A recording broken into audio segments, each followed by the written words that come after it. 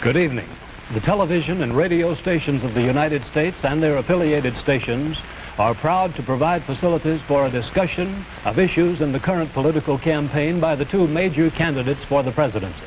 The candidates need no introduction. The Republican candidate, Vice President Richard M. Nixon, and the Democratic candidate, Senator John F. Kennedy. According to rules set by the candidates themselves, each man shall make an opening statement of approximately 8 minutes duration and a closing statement of approximately 3 minutes duration. In between, the candidates will answer or comment upon answers to questions put by a panel of correspondents. In this, the first discussion in a series of 4 joint appearances, the subject matter has been agreed will be restricted to internal or domestic American matters. And now for the first opening statement by Senator John F. Kennedy. Smith, Mr. Nixon. In the election of 1860, Abraham Lincoln said the question was whether this nation could exist half slave or half free. In the election of 1960, and with the world around us, the question is whether the world will exist half slave or half free, whether it will move in the direction of freedom, in the direction of the road that we are taking, or whether it will move in the direction of slavery. I think it will depend in great measure upon what we do here in the United States, that we build, on the kind of strength that we maintain. We discussed tonight domestic issues, but I would not want that to be any implication to be given that this does not involve directly our struggle with Mr. Khrushchev for survival. Mr. Khrushchev is in New York, and he maintains the communist offensive throughout the world because of the productive power of the Soviet Union itself. The Chinese communists have always had a large population, but they are important and dangerous now because they are mounting a major effort within their own country. The kind of country we have here, the kind of society we have, the kind of strength we build in the United States will be the defense of freedom. If we do well here, if we meet our obligations, if we're moving ahead, then I think freedom will be secure around the world. If we fail, then freedom fails. Therefore, I think the question before the American people is, are we doing as much as we can do? Are we as strong as we should be? Are we as strong as we must be if we're going to maintain our independence? And if we're going to maintain and hold out the hand of friendship to those who look to us for assistance, to those who look to us for survival? I should make it very clear that I do not think we're doing enough, that I am not satisfied as an American with the progress that we're making. This is a great country, but I think it could be a greater country. And this is a powerful country, but I think it could be a more powerful country. I'm not satisfied to have 50% of our steel mill capacity unused. I'm not satisfied when the United States had last year the lowest rate of economic growth of any major industrialized society in the world, because economic growth means strength and vitality. It means we're able to sustain our defenses. It means we're able to meet our commitments abroad. I'm not satisfied when we have over $9 billion worth of food, some of it rotting, even though there is a hungry world, and even though 4 million Americans wait every month for a food package from the government, which averages 5 cents a day per individual. I saw cases in West Virginia, here in the United States, where children took home part of their school lunch in order to feed their families, because I don't think we're meeting our obligation towards these Americans. I'm not satisfied when the Soviet Union is turning out twice as many scientists and engineers as we are. I'm not satisfied when many of our teachers are inadequately paid, or when our children go to school part-time shifts. I think we should have an educational system second to none. I'm not satisfied when I see men like Jimmy Hoffa in charge of the largest union in the United States, still free. I'm not satisfied when we are failing to develop the natural resources of the United States to the fullest. Here in the United States, which developed the Tennessee Valley and which built the Grand Coulee and the other dams in the northwest United States, at the present rate of hydropower production, and that is the hallmark of an industrialized society, the Soviet Union by 1975 will be producing more power than we are. These are all the things, I think, in this country that can make our society strong or can mean that it stands still. I'm not satisfied until every American enjoys his full constitutional rights. If a Negro baby is born, and this is true also of Puerto Ricans and Mexicans in some of our cities, he has about 1/2 as much chance to get through high school as a white baby. He has 1/3 as much chance to get through college as a white student. He has about 1/3 as much chance to be a professional man, about 1/2 as much chance to own a house. He has about 4 times as much chance that he'll be out of work in his life as the white baby. I think we can do better. I don't want the talents of any American to go to waste. I know that there are those who say that we want to turn everything over to the government. I don't at all. I want the individuals to meet their responsibilities. And I want the states to meet their responsibilities. But I think there is also a national responsibility. The argument has been used against every piece of social legislation in the last 25 years. The people of the United States individually could not have developed the Tennessee Valley. Collectively, they could have. A cotton farmer in Georgia, or a peanut farmer, or a dairy farmer in Wisconsin or Minnesota, he cannot protect himself against the forces of supply and demand in the marketplace, but working together in effective governmental programs, he can do so. 17 million Americans who live over 65 on an average Social Security check of about $78 a month. They're not able to sustain themselves individually, but they can sustain themselves through the Social Security system. I don't believe in big government, but I believe in effective governmental action. And I think that's the only way that the United States is going to maintain its freedom. It's the only way that we're going to move ahead. I think we can do a better job. I think we're going to have to do a better job if we are going to meet the responsibilities which time and events have placed upon us. We cannot turn the job over to anyone else. If the United States fails, then the whole cause of freedom fails. And I think it depends in great measure on what we do here in this country. The reason Franklin Roosevelt was a good neighbor in Latin America was because he was a good neighbor in the United States. Because they felt that the American society was moving again. I want us to recapture that image. I want people in Latin America and Africa and Asia to start to look to America, to see how we're doing things, to wonder what the President of the United States is doing, and not to look at Khrushchev or look at the Chinese communists. That is the obligation upon our generation. In 1933, Franklin Roosevelt said in his inaugural that this generation of Americans has a rendezvous with destiny. I think our generation of Americans has the same rendezvous. The question now is, can freedom be maintained under the most severe attack it has ever known? I think it can be. And I think in the final analysis, it depends upon what we do here. I think it's time America started moving again. And now the opening statement by Vice President Richard M. Nixon. Smith, Senator Kennedy, the things that Senator Kennedy has said, many of us can agree with.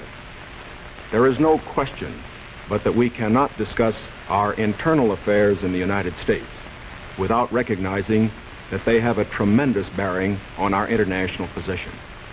There is no question but that this nation cannot stand still because we are in a deadly competition, a competition not only with the men in the Kremlin, but the men in Peking.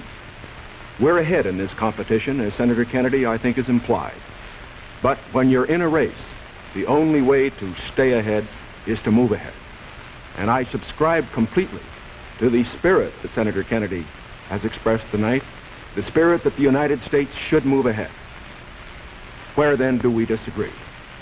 I think we disagree on the implication of his remarks tonight and on the statements that he has made on many occasions during his campaign to the effect that the United States has been standing still. We heard tonight, for example, the statement made that our growth in national product last year was the lowest of any industrial nation in the world. Now, last year, of course, was 1958. That happened to be a recession year. But when we look at the growth of GNP this year, a year of recovery, we find that it's 6 9/10% and one of the highest in the world today. More about that later. Looking then to this problem of how the United States should move ahead and where the United States is moving, I think it is well that we take the advice of a very famous campaigner, Let's look at the record. Is the United States standing still? Is it true that this administration, as Senator Kennedy has charged, has been an administration of retreat, of defeat, of stagnation?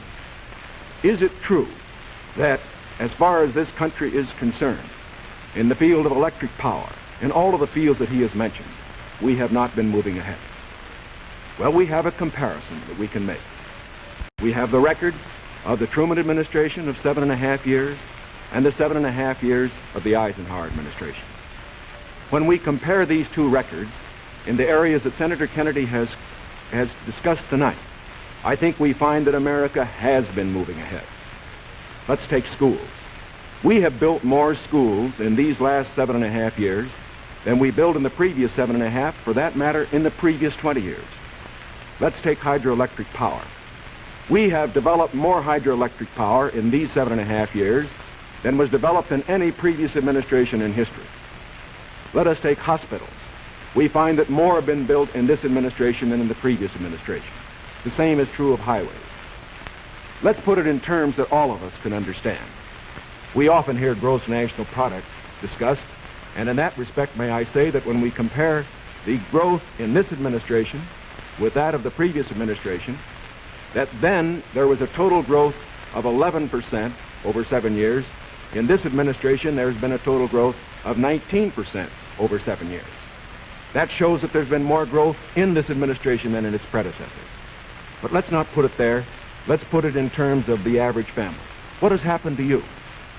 We find that your wages have gone up 5 times as much in the Eisenhower administration as they did in the Truman administration.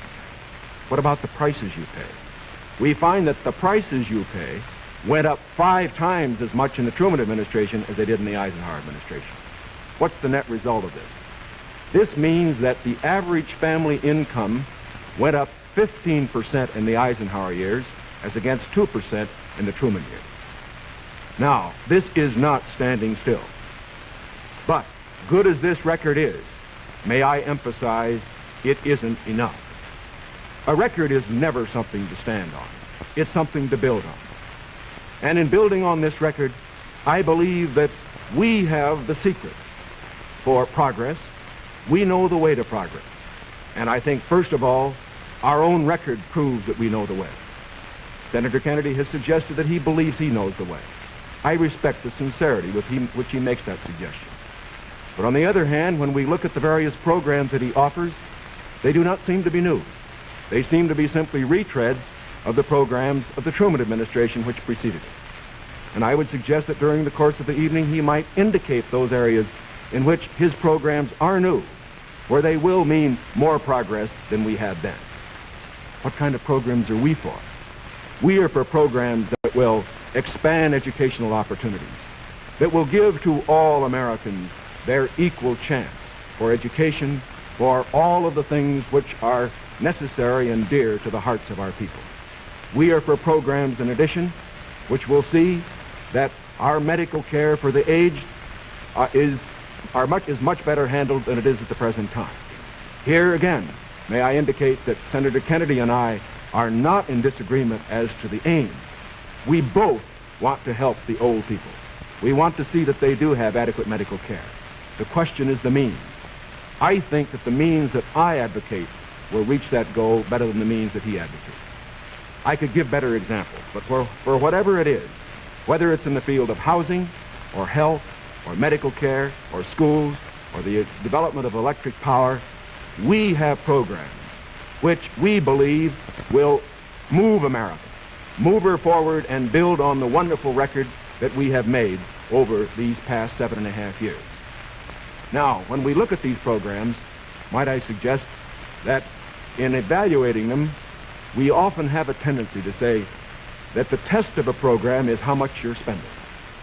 I will concede that in all the areas to which I have referred, Senator Kennedy would have the federal government spend more than I would have it spend. I costed out the cost of the Democratic platform. It runs a minimum of $13.2 billion a year more than we are presently spending, to a maximum of $18 billion a year more than we're presently spending. Now, the Republican platform will cost more too.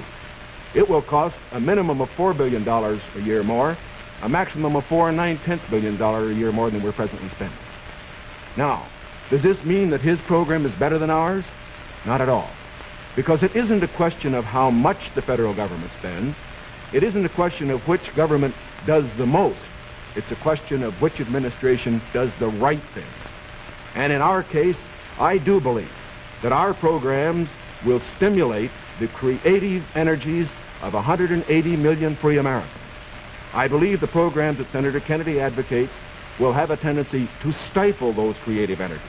I believe, in other words, that his programs would lead to the stagnation of the motive power that we need in this country to get progress. The final point that I would like to make is this. Senator Kennedy has suggested in his speeches that we lack compassion for the poor, for the old, and for others that are unfortunate. Let us understand throughout this campaign that his motives and mine are sincere. I know what it means to be poor. I know what it means to see people who are unemployed. I know Senator Kennedy feels as deeply about these problems as I do. But our disagreement is not about the goals for America, but only about the means to reach those goals.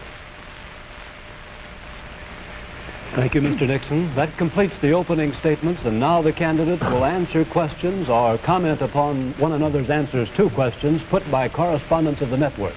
The correspondents. I'm Sandra Van Oker, NBC News.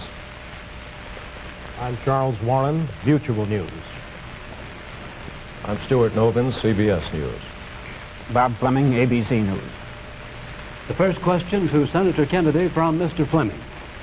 Senator, the Vice President in his campaign has said that you are naive and at times immature. He has raised the question of leadership. On this issue, why do you think people should vote for you rather than the Vice President? Well, the Vice President and I came to the Congress together in 1946. We both served in the Labor Committee. I've been there now for 14 years, the same period of time that he has. So that our experience in government is comparable. Secondly, I think the question is, what are the programs that we advocate? What is the party record that we lead? I come out of the Democratic Party, which in this century has produced Woodrow Wilson and Franklin Roosevelt and Harry Truman, and which supported and sustained these programs which I've discussed tonight.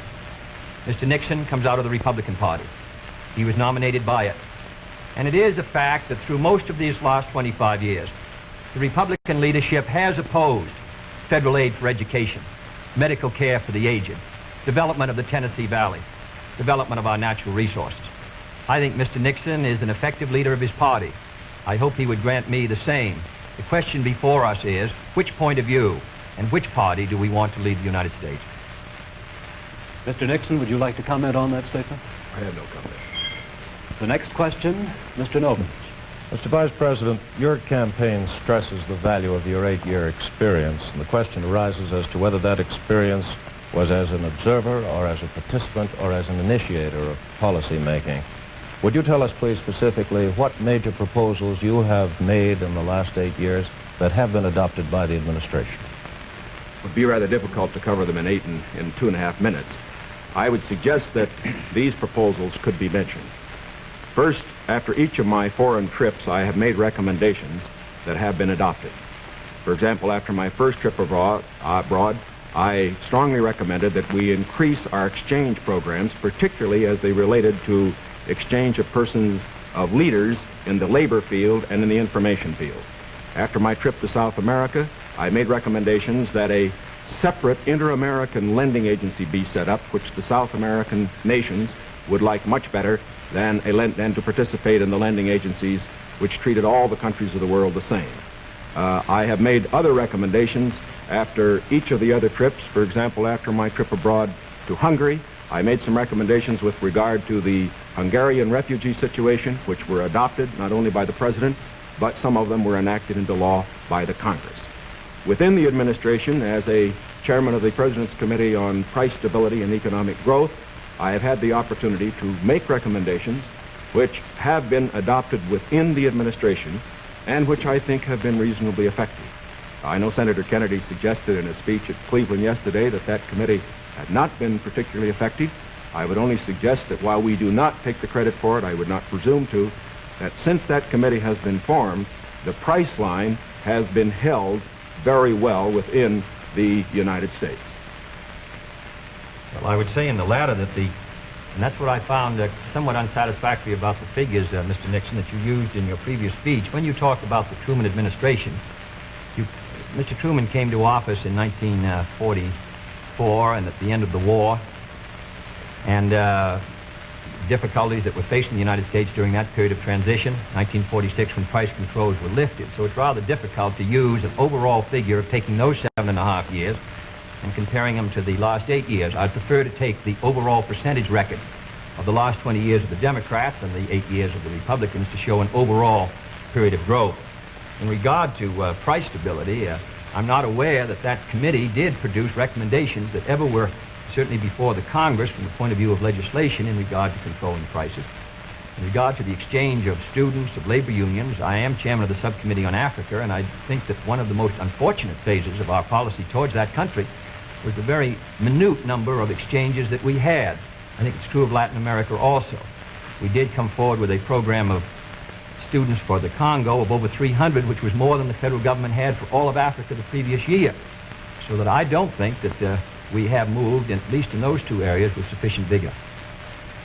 The next question to Senator Kennedy from Mr. Warren. Senator Kennedy, during your brief speech a few minutes ago, you mentioned farm surpluses. I'd like to ask this. It's a fact, I think, that presidential candidates traditionally make promises to farmers.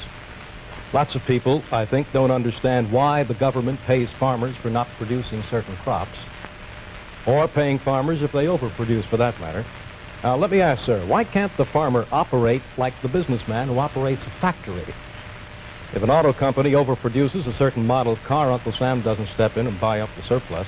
Why this constant courting of the farmer?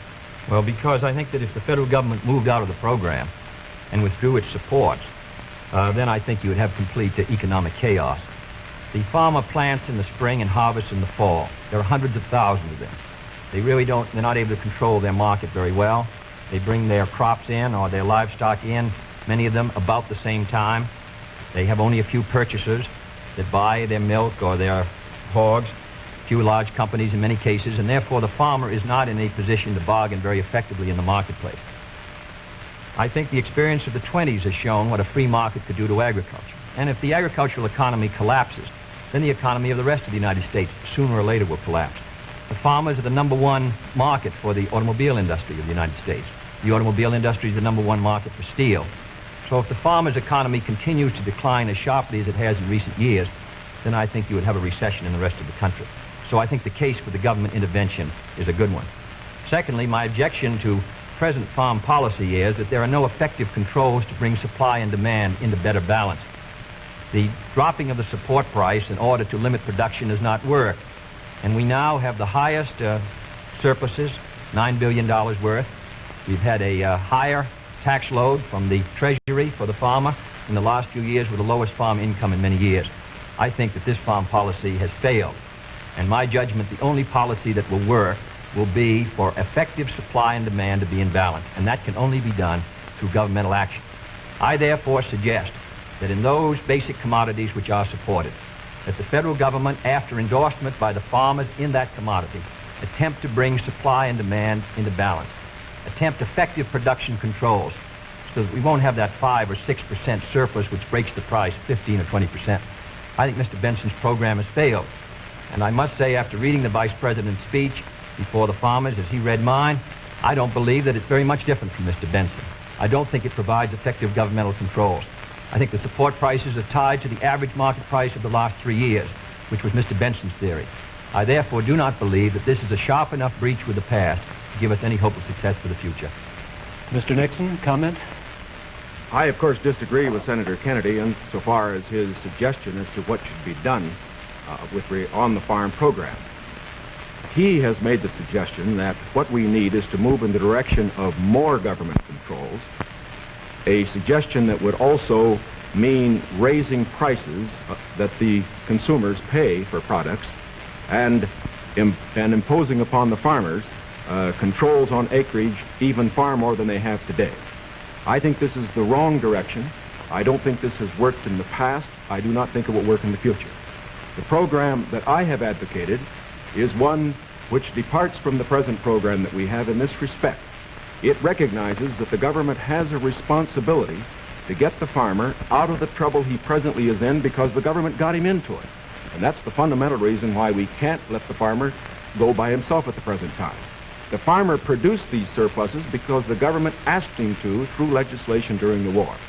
Now that we have these surpluses, it's our responsibility to indemnify the farmer during that period that we get rid of the surpluses. Until we get the surpluses off the farmer's back, however, we should have a program, such as I announced, which will see that farm income holds up. But I would propose holding that income up, not through a type of program that Senator Kennedy has suggested that would raise prices, but one that would indemnify the farmer, pay the farmer in kind from the products which are in surplus. The next question to Vice President Nixon from Mr. Van Oker. Mr. Vice President, since the question of executive leadership is a very important campaign issue, I'd like to follow Mr. Noven's question.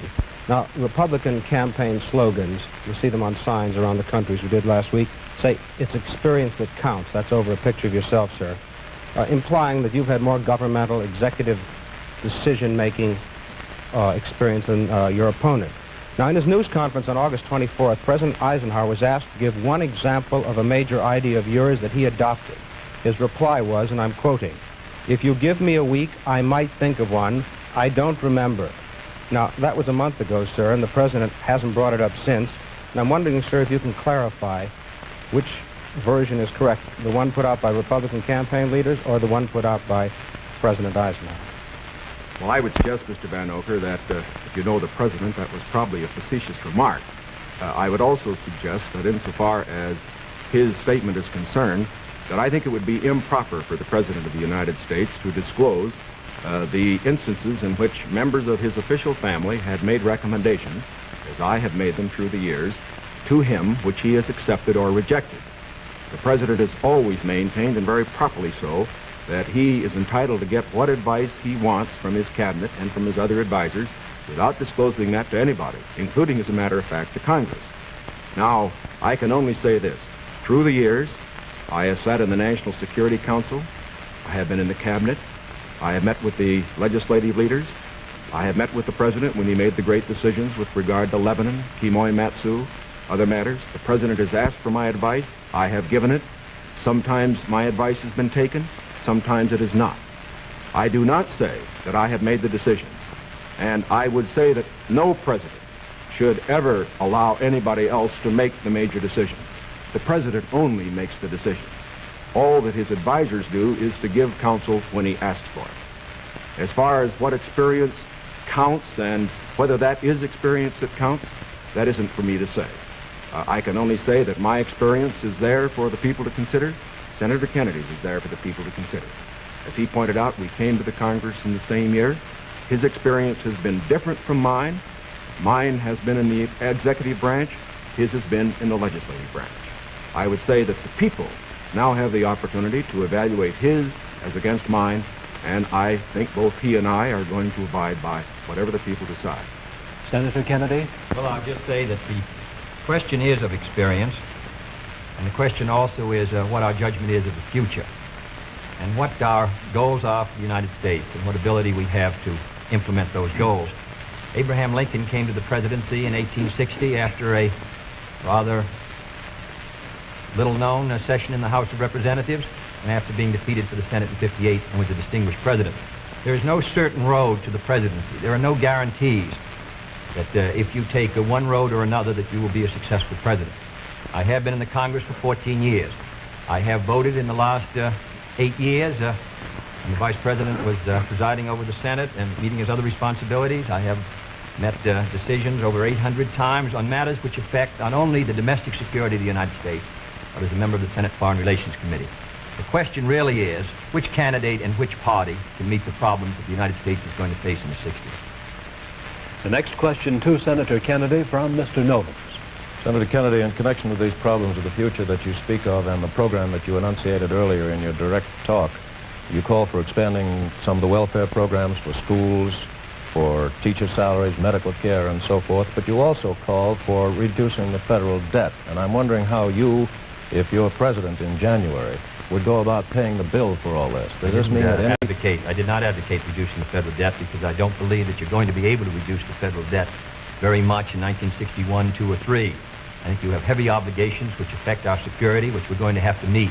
And therefore, I've never suggested we should be able to retire the debt substantially or even at all in 1961 or 2. Senator, I believe in one of your speeches you never. suggested that reducing the interest rate would help toward... No, not reducing the interest. Reducing the interest rate, in my judgment, the hard money, tight money policy, fiscal policy of this administration has contributed to the slowdown in our economy, which helped bring the recession of '54, which made the recession of '58 rather intense, and which has slowed somewhat our economic activity in 1960.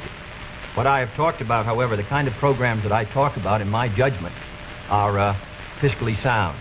Medical care for the aged, I would put under Social Security. The Vice President and I disagree on this. The program, the Javits-Nixon or the Nixon-Javits program, would have cost, if fully used, $600 million by the government per year and $600 million by the state. The program which I advocated, which failed by 5 votes in the United States Senate, would have put medical care for the aged in Social Security and would have been paid for through the Social Security system and the Social Security tax. Secondly, I support federal aid to education and federal aid for teachers' salaries. I think that's a good investment. I think we're going to have to do it. And I think to heap the burden further on the property tax, which is already strained in many of our communities, will ensure, in my opinion, that many of our children will not be adequately educated and many of our teachers not adequately compensated. There is no greater return to an economy or to a society than an educational system second to none. On the question of the development of natural resources, I would pay as you go, in the sense that they would be balanced and the power revenues would bring back sufficient money to finance the projects, in the same way as the Tennessee Valley. I believe in the balanced budget, and the only conditions under which I would unbalance the budget would be if there was a grave national emergency or a serious recession. Otherwise, with a steady rate of economic growth, and Mr. Nixon and Mr. Rockefeller in their meeting said a 5% economic growth would bring by 1962 $10 billion extra in tax revenues. Whatever is brought in, I think that we can finance essential programs within a balanced budget if business remains orderly. Yes, I think what Mr. Novin was referring to was not one of Senator Kennedy's speeches, but the Democratic platform, which did mention cutting the national debt. I think, too, that it should be pointed out that, of course, it is not possible, particularly under the proposals that Senator Kennedy has advocated, either to cut the national debt or to reduce taxes. As a matter of fact, it will be necessary to raise taxes. As Senator Kennedy points out, that as far as his one proposal is concerned, the one for medical care for the aged, that would be financed out of Social Security. That, however, is raising taxes for those who pay Social Security. He points out that he would make pay-as-you-go be the basis for our natural resources development. For our natural resources development, which I also support incidentally, however, whenever you appropriate money for one of these projects, you have to pay now and appropriate the money, and while they eventually do pay out, it doesn't mean that the government doesn't have to put out the money this year. And so I would say that in all of these proposals that Senator Kennedy has made, they will result in one of two things. Either he has to raise taxes or he has to unbalance the budget. If he unbalances the budget, that means you have inflation, and that will be, of course, a very cruel blow to the very people, the older people that we've been talking about. As far as aid for school construction is concerned, I favor that, as Senator Kennedy did in January of this year, when he said he favored that rather than aid to teacher salaries. I favor that because I believe that's the best way to aid our schools without running any risk whatever of the federal government telling our teachers what to teach. The next question to Vice President Nixon from Mr. Warren. Mr. Vice President, you mentioned schools. It was just yesterday, I think you asked for a crash program to raise education standards. And this evening you talked about advances in education. Mr. Vice President, you said it was back in 1957 that salaries paid to school teachers were nothing short of a national disgrace. Higher salaries for teachers, you added, were important, and if the situation wasn't corrected, it would lead to a national disaster. Yet you refused to vote in the Senate in order to break a tie vote when that single vote, if it had been yes, would have granted salary increases to teachers. I wonder if you could explain that, sir. I'm awfully glad you got that question, because as you know, I got into it at the last of my other question, wasn't able to complete the argument. I think that the reason that I voted against having the federal government pay teacher salaries was probably the very reason that concerned Senator Kennedy when in January of this year in his kickoff press conference he said that he favored aid for school construction, but at that time did not feel that there should be aid for teacher salaries. At least that's the way I read his remarks. Now, why should there be any question about the federal government aiding teacher salaries? Why did Senator Kennedy take that position then? Why do I take it now? We both took it then, and I take it now for this reason. We want higher teacher salaries. We need higher teacher salaries. But we also want our education to be free of federal control. When the federal government gets the power to pay teachers, inevitably, in my opinion, it will acquire the power to set standards and to tell the teachers what to teach. I think this would be bad for the country. I think it would be bad for the teaching profession. There is another point that should be made. I favor higher salaries for teachers.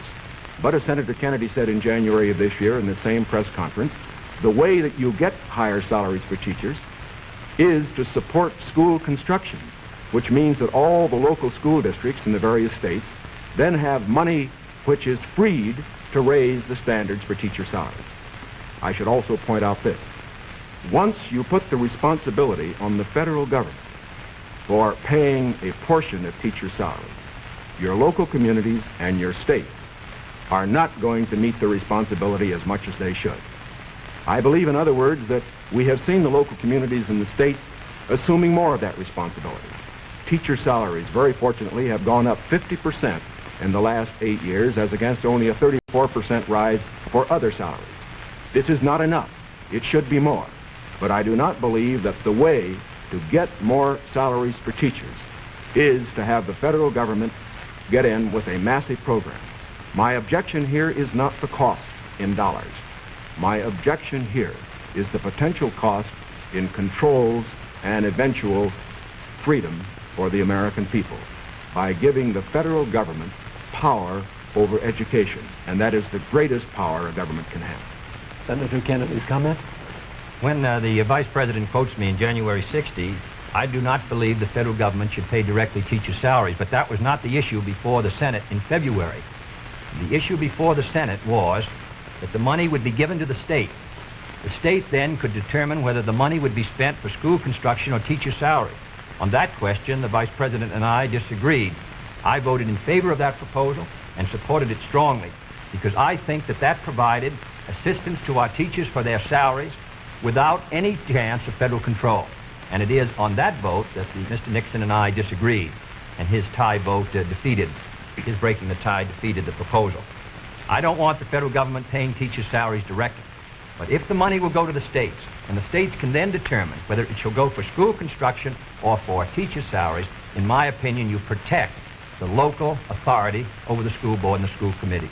And therefore, I think that was a sound proposal, and that is why I supported it, and I regret that it did not pass.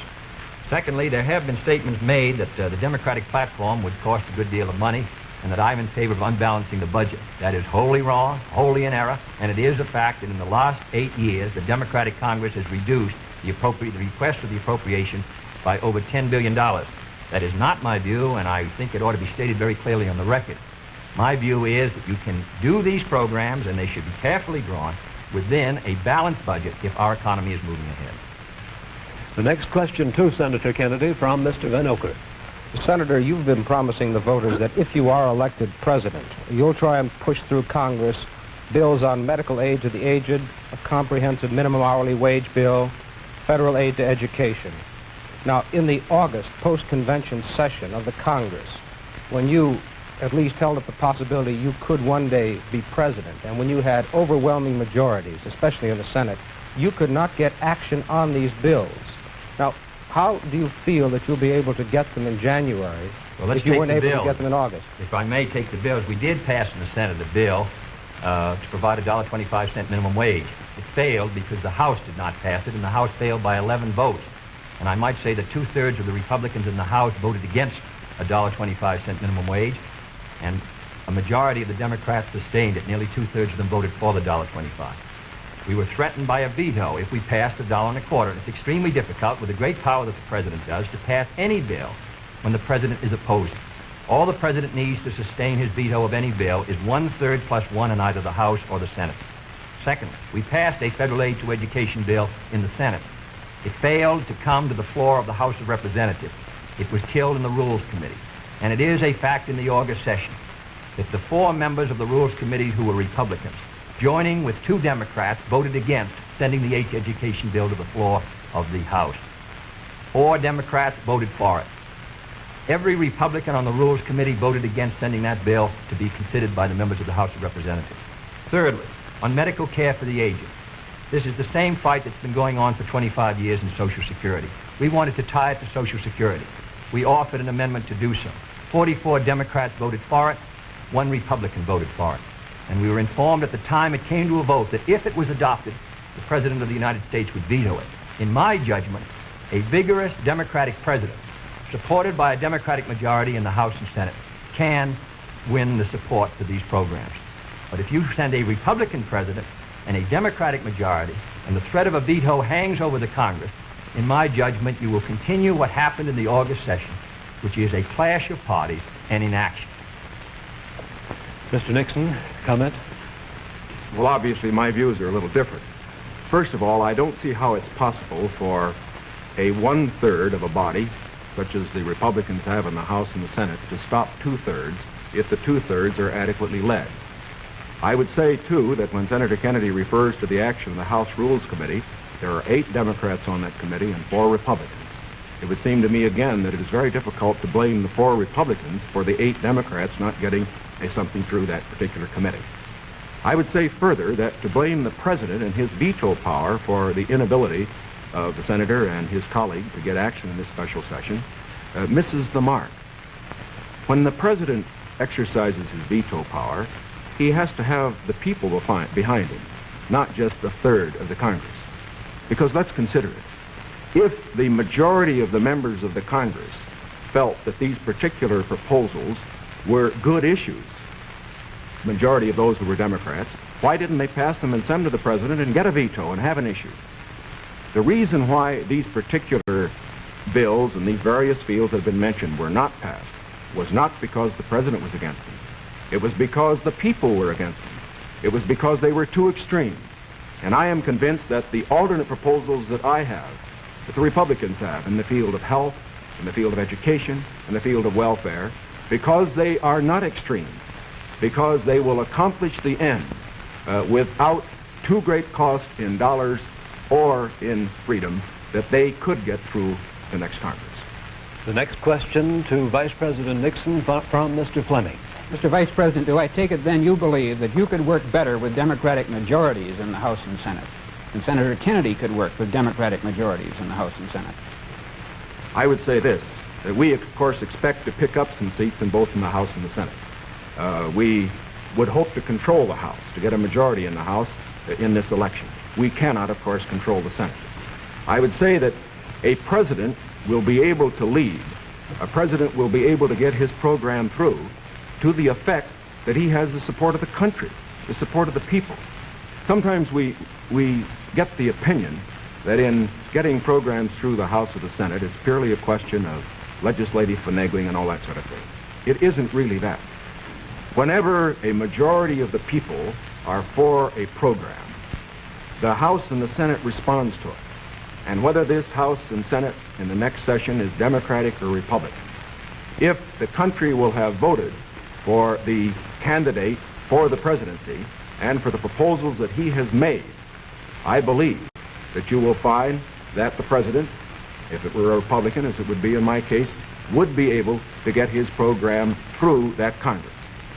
Now, I also say that as far as Senator Kennedy's proposals are concerned, that, again, the question is not simply one of a presidential veto stopping programs. You must always remember that a president can't stop anything unless he has the people behind him. And the reason President Eisenhower's vetoes have been sustained, the reason the Congress does not send up bills to him which they think will be vetoed, is because the people and the Congress, a majority of them, know the country is behind the president. Senator Kennedy? Well, now let's look at these bills that the Vice President suggests were too extreme. One was a bill for $1.25 an hour for anyone who works in a store or a company that has $1 million a year business. I don't think that's extreme at all. And yet nearly 2/3 to 3/4 of the Republicans in the House of Representatives voted against that proposal. Secondly was the federal aid to education bill. It was a very, because of the defeat of teacher salaries, it was not a bill that met, in my opinion, the need. The fact of the matter is, it was a bill that was less than you recommended, Mr. Nixon, this morning in your proposal. It was not an extreme bill. And yet we could not get one Republican to join. At least, I think, 4 of the 8 Democrats voted to send it to the floor of the House, not one Republican, and they joined with those Democrats who were opposed to it. I don't say the Democrats are united in their support of the program, but I do say a majority are, and I say a majority of the Republicans are opposed to it. The third is medical care for the aged, which is tied to Social Security, which is financed out of Social Security funds. Does not put a deficit on the Treasury. The proposal advanced by you and by Mr. Javits would have cost $600 million. Mr. Rockefeller rejected it in New York, said he didn't agree with the financing at all, said it ought to be on Social Security. So these are 3 programs which are quite moderate. I think it shows the difference between the 2 parties. One party is ready to move in these programs, the other party gives them lip service. Mr. Warren's question for Senator Kennedy. Senator Kennedy, on another subject, communism is so often described as an ideology or a belief that exists somewhere other than in the United States. Let me ask you, sir, just how serious a threat to our national security are these communist subversive activities in the United States today? Well, I think they're serious. I think it's a matter that we should continue to give great care and attention to. We should support the laws which the United States has passed in order to protect us from those who would destroy us from within. We should sustain the Department of Justice in its efforts and the FBI, and we should be continually alert. I think if the United States is maintaining a strong society here in the United States, I think that we can meet any internal threat. The major threat is external and will continue. Mr. Nixon, comment? I agree with Senator Kennedy's appraisal generally in this respect. The question of communism within the United States has been one that has worried us in the past. It is one that will continue to be a problem for years to come. We have to remember that the Cold War that Mr. Khrushchev is waging and his colleagues are waging is waged all over the world, and it's waged right here in the United States. That's why we have to continue to be alert. It is also essential in being alert that we be fair. Fair because by being fair, we uphold the very freedoms that the communists would destroy. We uphold the standards of conduct which they would never follow. And in this connection, I think that we must look to the future, having in mind the fact that we fight communism at home, not only by our laws to deal with communists, the few who do become communists and the few who do become fellow travelers, but we also fight communism at home by moving against those various injustices which exist in our society, which the communists feed upon. And in that connection, I again would say that while Senator Kennedy says we are for the status quo, I do believe that he would agree that I am just as sincere in believing that my proposals for federal aid to education, my proposals for health care, are just as sincerely held as his. The question, again, is not one of goals. We're for those goals. It's one of means. Mr. Van Oker's question for Vice President Nixon. Mr. Vice President, in one of your earlier statements, you said, we've moved ahead, we've built more schools, we've built more hospitals. Now, sir, isn't it true that the building of more schools is a local matter for financing? Were you claiming that the Eisenhower administration was responsible for the building of these schools, or is it the local school districts that provide for them? Not at all. As a matter of fact, your question brings out a point that I'm very glad to make. Too often, in appraising whether we are moving ahead or not, we think only of what the federal government is doing. Now, that isn't the test of whether America moves. The test of whether America moves is whether the federal government, plus the state government, plus the local government, plus the biggest segment of all, individual enterprise, moves. We have, for example, a gross national product of approximately $500 billion. Roughly $100 billion to $125 billion of that is the result of government activity. $400 billion, approximately, is the result of what individuals do. Now, the reason the Eisenhower administration has moved, the reason that we've had the funds, for example, locally, to build the schools and the hospitals and the highways, to make the progress that we have is because this administration has encouraged individual enterprise. And it has resulted in the greatest expansion of the private sector of the economy that has ever been witnessed in an 8-year period. And that is growth. That is the growth that we are looking for. It is the growth that this administration has supported and that its policies have stimulated. Senator Kennedy? Well, I must say, I think the reason that the schools have been constructed is because the local school districts were willing to increase the property taxes to a tremendously high figure, in my opinion, almost to the point of diminishing returns in order to sustain these schools. Secondly, I think we have a rich country, and I think we have a powerful country. I think what we have to do, however, is have the president and the leadership set before our country exactly what we must do in the next decade if we're going to maintain our security in education, in economic growth, in development of natural resources. The Soviet Union is making great gains. It isn't enough to compare what might have been done 8 years ago, or 10 years ago, or 15 years ago, or 20 years ago. I want to compare what we're doing with what our adversaries are doing, so that by the year 1970, the United States is ahead in education, in health, in building, in homes, in economic strength. I think that's the big assignment, the big task, the big function of the federal government. Can I have the summation time, please? We've completed our questions and our comments, and in just a moment we'll have the summation time. This will allow 3 minutes and 20 seconds for the summation by each candidate. 3 minutes and 20 seconds for each candidate. Vice President Nixon, will you make the first summation? Thank you, Mr. Smith. Senator Kennedy, first of all, I think it is well to put in perspective where we really do stand with regard to the Soviet Union in this whole matter of growth. The Soviet Union has been moving faster than we have, but the reason for that is obvious. They start from a much lower base. Although they have been moving faster in growth than we have, we find, for example, today, that their total gross national product is only 44% of our total gross national product. That's the same percentage that it was 20 years ago. And as far as the absolute gap is concerned, we find that the United States is even further ahead than it was 20 years ago. Is this any reason for complacency? Not at all. Because these are determined men. They are fanatical men. And we have to get the very most out of our economy. I agree with Senator Kennedy completely on that score. Where we disagree is in the means that we would use to get the most out of our economy. I respectfully submit that Senator Kennedy too often would rely too much on the federal government, on what it would do to solve our problems, to stimulate growth. I believe that when we examine the Democratic platform, when we examine the proposals that he has discussed tonight, when we compare them with the proposals that I have made, that these proposals that he makes would not result in greater growth for this country than would be the case if we followed the programs that I have advocated. There are many of the points that he has made that I would like to comment upon. The one in the field of health is worth mentioning.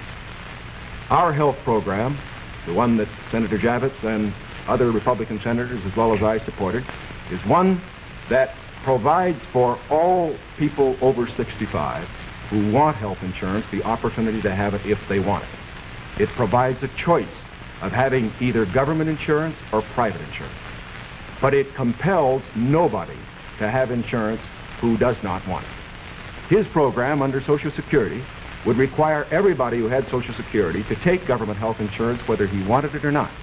And it would not cover several million people who are not covered by Social Security at all. Here is one place where I think that our program does a better job than his.